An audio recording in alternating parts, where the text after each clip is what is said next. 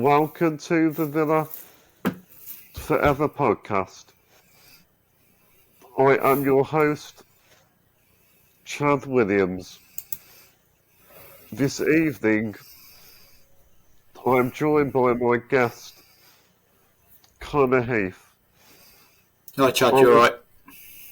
Yeah, not too bad, thank you.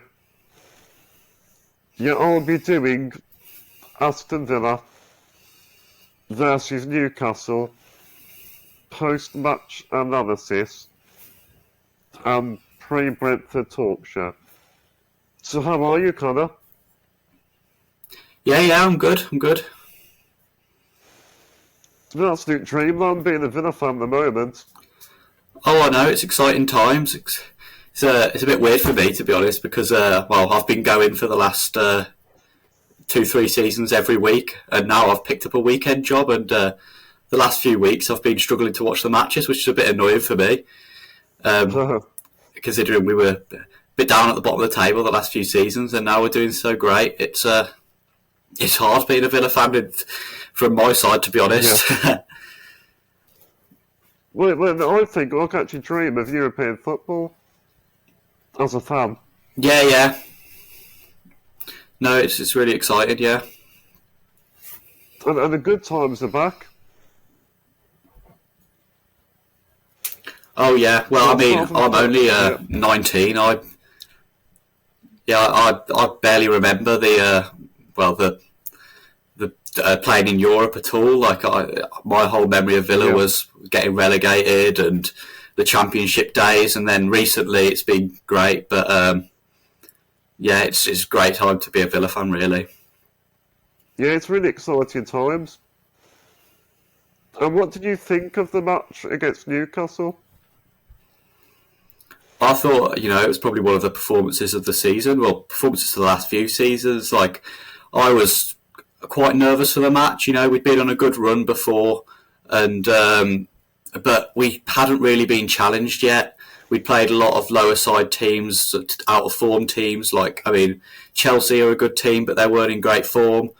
And Newcastle are a team that have been doing really well this season. And I saw a lot of people confident before the game, but I was a bit wary. I was hoping that I would have taken a draw probably before the game. But we went out and we absolutely blew them away. We dominated every area of the pitch. It's great to see, really. I think with Newcastle, we played them out the park. Yeah. I never felt worried about them scoring. We was in full control. No. Mm-hmm. And Martinez, he made a few saves, but apart from that, we were all over them, really. Yeah, and there was a good few chances. Hit the crossbar, we hit the post. It could have been 5-6-0 on another day. I think you get games where you kind of. There's been a few games where we've played well, but it could have gone another way. But that one really, I think we've completely deserved it, and it's against a good team as well. It's really good to see. That's it, because Newcastle are third in the table. I expected a tougher game, really. Yeah. What was your favourite goal from the game? I think I've got to say the first goal. I think Jacob Ramsey took his goal really well. I loved Watkins' assist. It really shows a lot about Watkins' game. Being able to run in and make that really controlled header showed really well. And Ramsey being in the right position at the right time. He's a great youngster. Really exciting. And it was a well worked goal. Well, I enjoyed the second goal. Watkins turned on the spin. Yeah. Fantastic finish. Yeah. Oh, brilliant finish. It was well worked by Moreno. Because he looks to go bomb forward, he does. Yeah. Oh, yeah, Moreno's been brilliant, I think. I think, when he first came in. Yeah. Do you think Watkins will get in the England squad? He's got a good chance. Oh, I don't know. I think I think he definitely deserves it. I think probably he's got to be the most in-form England striker. I know, obviously, Harry Kane is quality, and Harry Kane's always going to get in the squad. He's the best England striker, but in terms of form, if you're looking at just form alone, like Watkins has got to be the most informed striker. I don't know, like I know he likes Ivan Toney or whatever, but surely Watkins has got to get in over Toney at the moment, just based on recent form alone. He's been brilliant. Yeah. Well, Watkins, he can't do any more, really. He's doing as much as he can, like he's consistent. Yeah, I mean, I think in so far this year, he's been he's got the most goals and assists out of anyone in the Premier League. He should be a proper asset to Gareth Southgate, especially like even as a sub. Like he offers something completely different to Harry Kane. He can change the game. He can play at a 2. He can play up front by himself. He can even come up off the left if he wanted. I just don't see why Gareth Southgate wouldn't want to pick him. I think he's got so much to his game that to offer to England, and I think he would adapt well into that England squad as well. Well, Gareth Southgate, he was watching, he was. I bet he was very impressed. Yeah, I think the camera zoomed in on him for Watkins' second goal, and he was giving a little nod over to whoever he was sitting next to. So yeah, hopefully he's impressed. But you know what he's like with Villa players; sometimes he's a bit reluctant. Well, at the moment, he's the most informed striker, apart from Erling Haaland. Yeah. If you look at his record as well. What impressed you the most I mean, about yeah, him? I think obviously his goals are brilliant. Like he's scored in nearly every game this year. I think 2 out of the last 9 or something like that. I'm not sure the exact statistic he hasn't scored in, but even just his link-up plays impressed me most, to be honest. Like I remember last season I'd constantly be complaining about his lack of first touch, and like quite often the ball would get to him and he'd lose it after his first touch. But that's improved massively. He's like the ball goes up to him, he holds it up well. He can turn, he can shoot. It's just everything's changed, and he just looks like a completely new player to what he did under Gerrard. He leads the line really well. He's took the responsibility really well. Mm-hmm. But have you heard his recent stats? I mean, I have seen him. I can't remember him off the top of my head. Well, he's got 30 appearances, 14 goals, and 6 assists in 2023. Which is amazing. That's really. Crazy. That's incredible form. It's what you'd expect from like a striker at a top a club that's competing for the title. Really, that's like they're the sort of stats you'd expect from them. It's like you can't ask for anything more, really, can you? He's unstoppable. He's on fire at the moment. Yeah, definitely. Well, I'll tell you an interesting stat. It's the first time since Villa to have won 5 consecutive games after 25 years. Yeah. I mean, it goes to show what Emery's come in and done, isn't he? It's like, well, in my lifetime, definitely, it might be the best we've ever played. It's really exciting, and I'm just excited for the end of the season, next season. It's an unbelievable turnaround by Unai Emery. Considering where we were. Yeah, definitely. I mean, like, start of the season, we're looking at maybe fighting relegation, and you look at teams like Leicester that have been struggling all season, and their board obviously waited far too long to sack their manager. I'm just so glad that our owners knew what they were doing and they decided to get rid of Gerrard when they did, because it's given time for the manager to come in, and he's introduced his system, and it's clearly working, and it's going so well, and we've really turned the season around. Like, if they'd have waited any longer, I just don't think we'd have got the we'd have been anywhere near the chance of getting Europe this season. Well, we're becoming European contenders now. And it is possible. Oh, yeah, definitely. I mean, like, looking at... Yeah, no, I definitely think... I mean, like, you look at the table, we're on 50 points in 6th. Yeah. We've got Brentford tomorrow. If we beat Brentford tomorrow, that puts us 10 points above 9th. I mean, you only need 8th to get in the Conference League. So I really think this Brentford game tomorrow is probably the decider whether we get Europe or not. That's it. I think if we win tomorrow, I'll be pretty confident on... Well, so if we beat Brentford, then we beat Fulham on Tuesday. That's another 6 points, that is.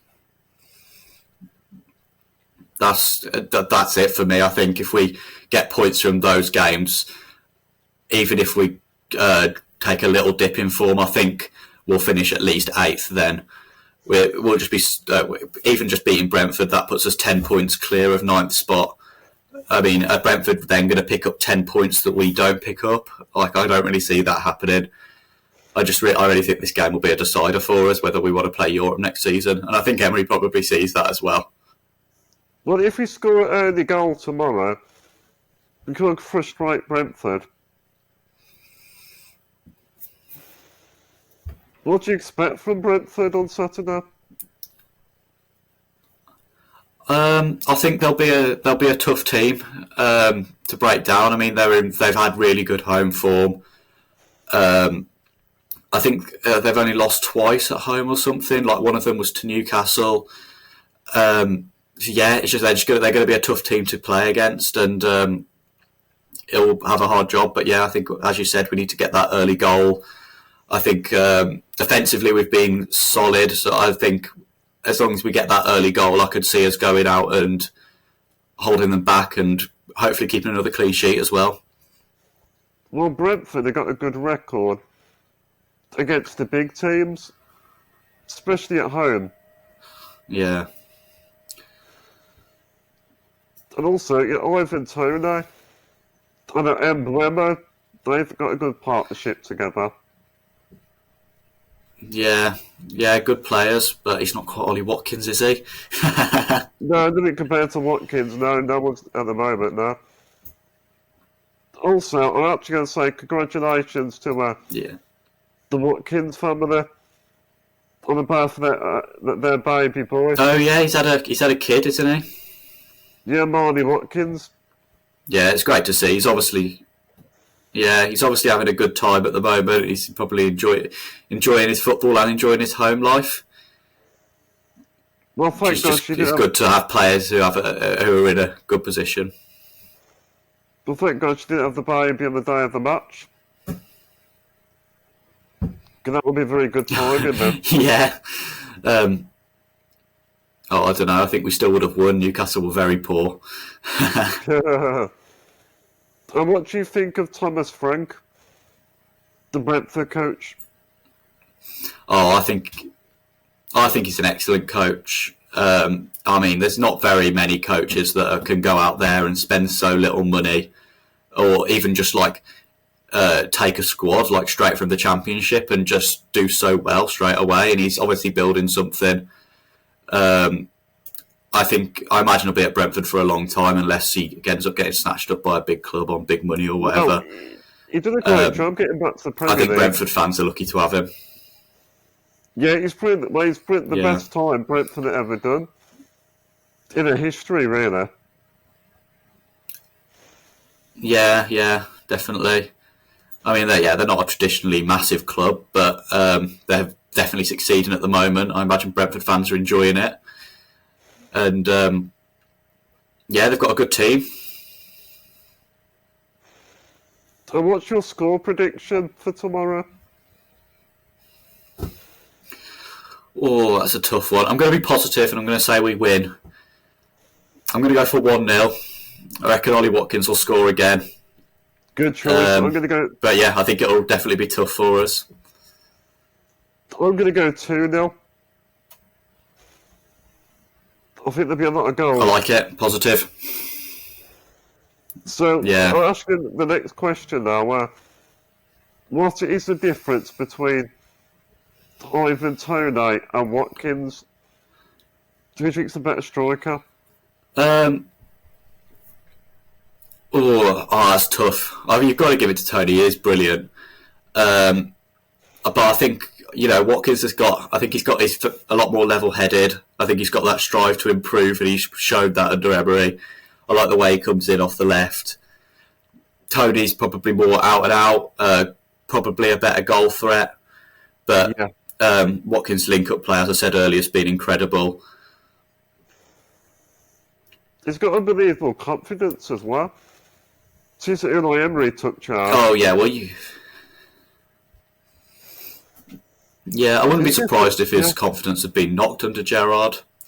Gerrard had him playing on the wing, and it just didn't really suit him, did it? And Emery's come in, he's given him this role that really suits him. He's playing to Watkins' strengths, which is what you need to do. Yeah. And he's obviously thriving. He's a completely different player. Yeah. And he's really consistent as well. Mm-hmm. Yeah. And what did you think of Den Donker's performance against Newcastle? I think he was solid. I think I was probably a little bit sceptical when I saw him on the team sheet, but he's come in for Kamara, hasn't he? And he's played that role well. I've personally never really been a big fan of him. I think defensively he's very good. I think he holds the midfield well. He adds a bit of necessary height in the midfield, which I think we lacked when McGinn came into the midfield for Kamara. But his forward play was decent as well. Like, it's some of the stuff I haven't really seen from him in a Villa shirt. He played some good forward balls, and it also, one of the positives of him coming into the team, allowed McGinn to go back into his best position, which I think really benefited the game as well. I think he'd suit the role, Den Duncan, because he plays in front of that defence, so he gives protection as well. Yeah, Newcastle, well, especially when you go ahead against Newcastle, they're going to want to throw players forward, aren't they? And it's nice to have that extra man that's willing to go and sit back in the defence. Like, I know when he used to go on international duty, he'd play in a back three for Belgium. So he'd be happy to slot in there, do the defensive work. But then also he's got the ability to come forward as well, which is just nice to have in a player. Does it? Because he hasn't really played many matches, really, but he's fitted in really well. Yeah, well, it's like most players. Gerrard made some weird signings, didn't he? We've got a lot of players that are probably before Emery, I would have considered them on the verge of Premier League quality. Like, not quite sure if they're good enough and if they're going to step up. But obviously, Emery he must have some crazy people skills. He's managed to come in and he's got them to turn around, and they're all performing now, which is brilliant. But Emery, he reminds me a little bit like Pep Guardiola, sort of his management style.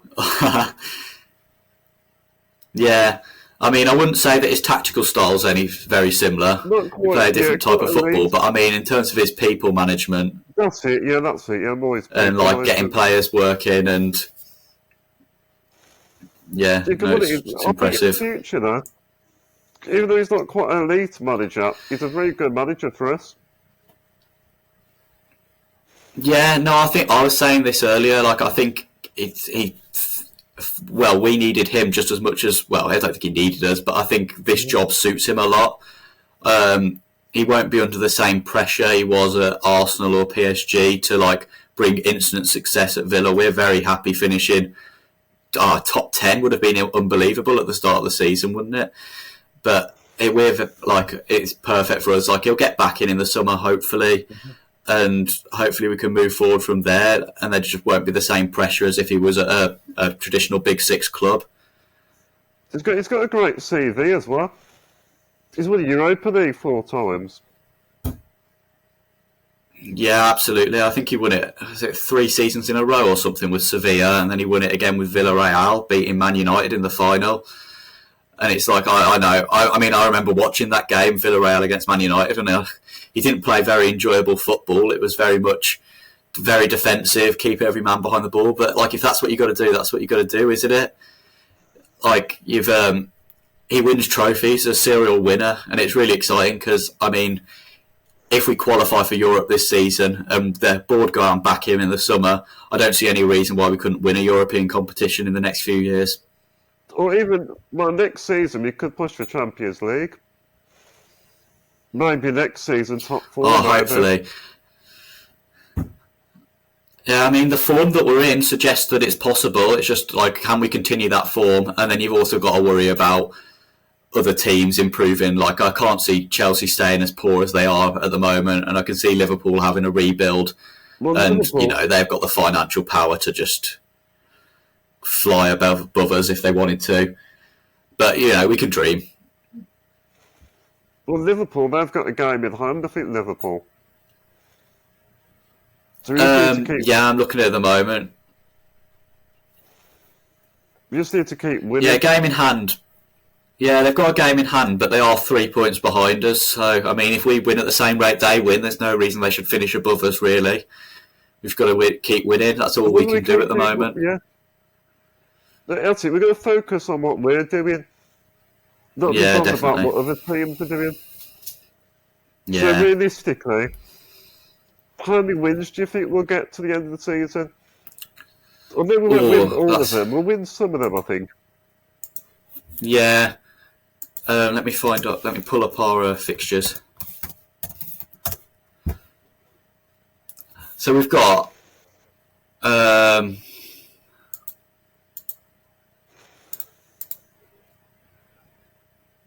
I can't find them now. I mean, off the top of my head, we've got here we go. We've got Brentford. I think we'll beat Brentford. Fulham will be tricky. But yeah, again, if we're playing in the same form, I don't see why we couldn't beat them. But then, like, you look at it, I really hope we beat Wolves. By the way, over the area I live, there's quite a lot of Wolves fans around here. It'd be nice to win. My granddad's a big Wolves fan. Yeah, my girlfriend's a Wolves fan, and all of her family. It'd be nice. Oh, yeah. But then, I don't know, we've got Man United, Spurs, Liverpool, Brighton all still to play. They're all really good teams competing for a similar spot near us. I mean, not Man United, they're hoping for top 4 probably, but I mean, Brighton, Liverpool and Spurs, for the last 3 games, it's going to be really competitive, isn't it? They're all competing for the same spots that we are, and we all want to win just as badly. And they're going to be really important deciding games, those last 3. So I reckon... Well, which teams do you think? I reckon I could see us getting 4 wins, probably 4 out of 7, and I think that would secure us Europe. Yeah, that'd be enough. Europa League, definitely. Yeah.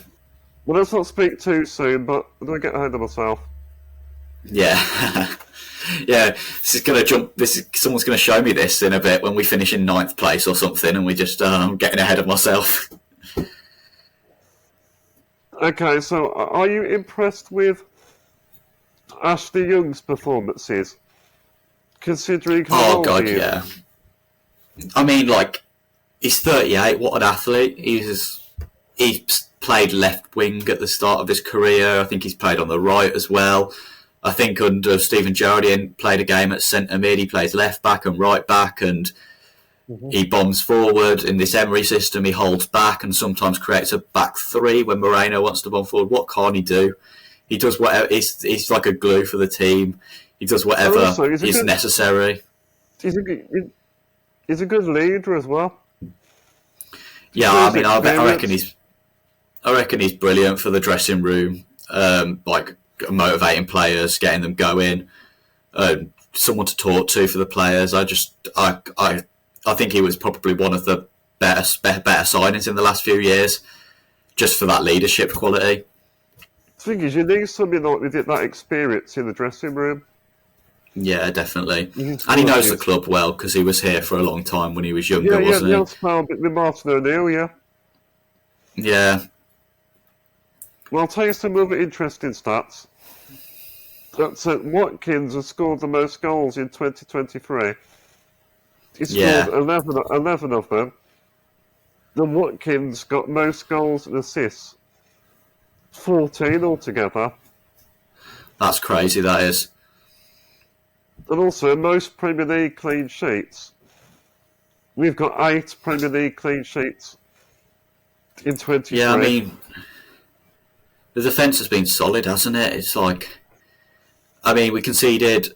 I mean, we've won was it nearly like, well, we haven't lost in like 9 games or something, and the only one we drew was that West Ham one where we conceded a penalty, which was like, yeah, I think it was a penalty, but I mean, there's not really much you can do about it after you've given that away. And it's like 2 goals conceded, I think it was. One of them was from open play. That's ridiculous. The defence is ridiculous. It's like crazy. What do you think of Tyrone Mings and Ezri Konsa's performances? I think, yeah, definitely. I think it's probably the best we've seen them. Not very many teams have the same 2 centre-back partnerships for 3 or 4 seasons in a row, and they've both just kept improving. I think obviously we've still got Carlos on the bench. I don't really know how he's going to slot in when he's ready to play again, because to be honest I don't really want to have to drop either of them because they've been brilliant for us. And also you got Tyrone Mings. I mean, he always gets a lot of criticism, but I think he's a real good leader at the back for us, I think. Yeah, I mean, the people that criticise him are the people that have probably, it's like 2 years ago, he was slipping up every other week or whatever and trending on Twitter and everyone was having a laugh at him. His confidence was probably low. I think he had a bit of a fallout with Gerrard. But if people who watch him week in, week out, like, you've got to admire how great he's been for us. Honestly, one of the best centre-backs in the league at the moment. He's been unreal for us. And what I like about it is he carries the ball forward for the team really well in the last few games as well. Yeah, I know. It's a side that we haven't seen of him. His dribbling ability's been good. His vision to pick out a pass and play it in the right direction. He's been more than just that centre-back that hoofs the ball every time he gets it. He's been, and I imagine that's all Emery training that into him, but he's been picking it up really well. And I've been really impressed with him. I think with Tyrone Mings, he's a crucial part of our team. Like a big part. Oh yeah, definitely. I mean, he used to be the captain, wasn't he? I'm happy with McGinn having the armband now, but it's a shame that he's not the captain anymore because I think he suited it well. Also, Connor, did you watch the Aston Villa women? No, I don't. Unfortunately, I should probably get into it. Yeah, they were unlucky. They played Chelsea at the weekend. Okay. I might see if I can give it a watch then. Well, commiserations to them. But they're not unlucky to get to the final. They're probably the better team. It's also, Connor, I'll read you an interesting stat as well about Unai Emery. His Aston Villa record, 18 games, 12 wins, 2 draws, 4 losses, 38 points. Since he took charge. I mean, it speaks for itself, doesn't it? Like, in terms of form, since he's come in, we'd be in the top 4 right now. It is crazy. And those losses, I mean, there was that one against Leicester that was disappointing, but other than that, I think they've all come against teams that you'd expect to beat us. Like, there was Liverpool and I'm not sure who else, but another interesting point is I think we've scored in every single game so far, which really shows how well trained the attacking threat is. Well, this team's going places. Yeah, definitely. I think a few quality additions in the summer. I don't think we need loads. I think 1 or 2 positions might need improving. And we've really got a team that could compete at the top of the table next season. All right, Connor, I think I'm going to bring this episode to a close. Okay. Thank you everyone for watching. If you have enjoyed this video, please give it the thumbs up. And please remember to subscribe to my channel. Also, thank you, Connor, for stepping in tonight. No, it's no problem. It's my dad's fault because he double booked himself. And all there is to say is, up the Villa. Up the Come Villa. on, Villa. Come on, boys.